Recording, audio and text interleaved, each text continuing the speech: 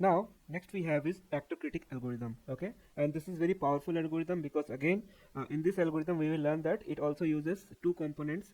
Similar example we have seen in double Q learning, where it was using two Q functions to reduce the overestimation that we were generally generate in Q learning algorithm, standard Q learning algorithm. Now in this actor critic algorithm we will learn that there is two components that help us you know I mean how it improves efficiency and effectiveness.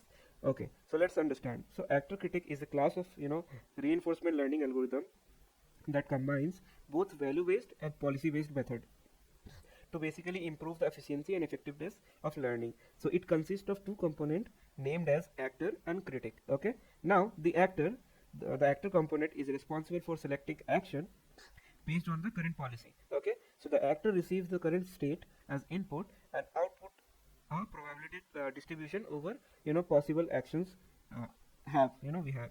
Now the goal of the actor is to learn a policy that maximize obviously what expected cumulative reward, right? Now in critic, the critic component is responsible for evaluating the current policy. Okay, now the critic receive the current state and action as input and output an estimate of expected cumulative reward from that particular state action pair. Okay, now the goal of critic is to learn the state value function, or you can say state action value function. Now the act basically to overall tell you, this actor is responsible for selecting action based on the current policy, while the critic evaluates the action value function. Also the critic provide feedback, like a feedback to the actor by estimating the value of state action pair, which is then used to update the policy. Okay, now there are several advantages of using actor critic algorithm. Now obviously it gives us better sample efficiency.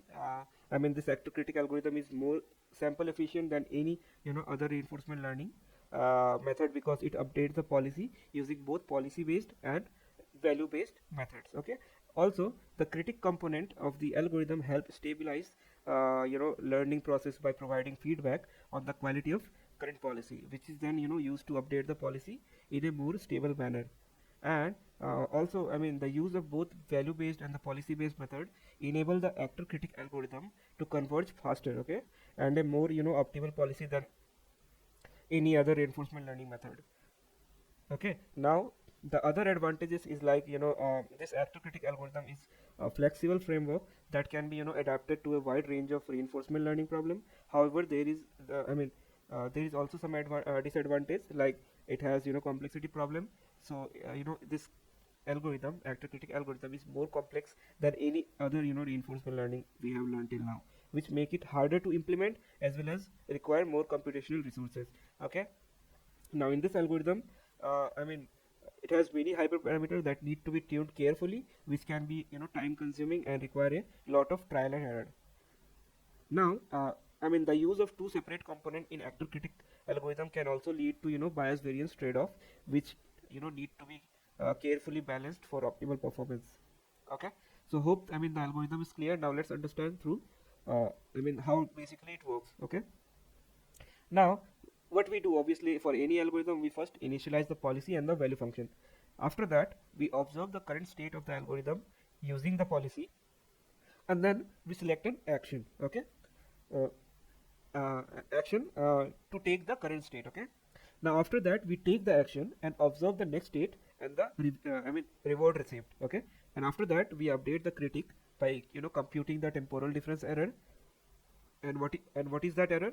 The difference between the estimated value and the actual reward received. Okay, and after that we update the value function parameter using gradient descent.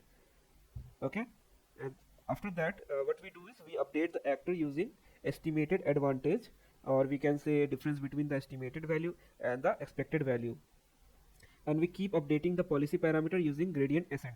Okay, followed by that we repeat the step from here to here, basically until the end of episode, or you can say terminal state.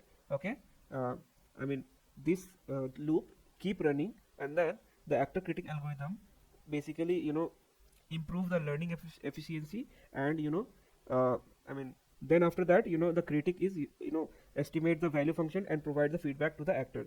This allow the algorithm to learn from the advantage of both value based and policy based method. Okay.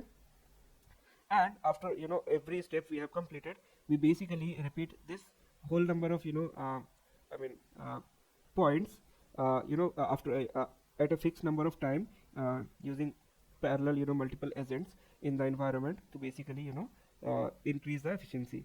Now suppose that we have a game in a player, okay, which a player control a character that move around a grid world trying to collect rewards. Now the player receive a reward of +1 for each reward item collected and a penalty of -1 for hitting an obstacle. So the game ends after a fixed number of time steps. To apply the actor critic algorithm here, we first define the actor critic component for the system, and then the actor is responsible for selecting action while the critic evaluates the value of state action pair.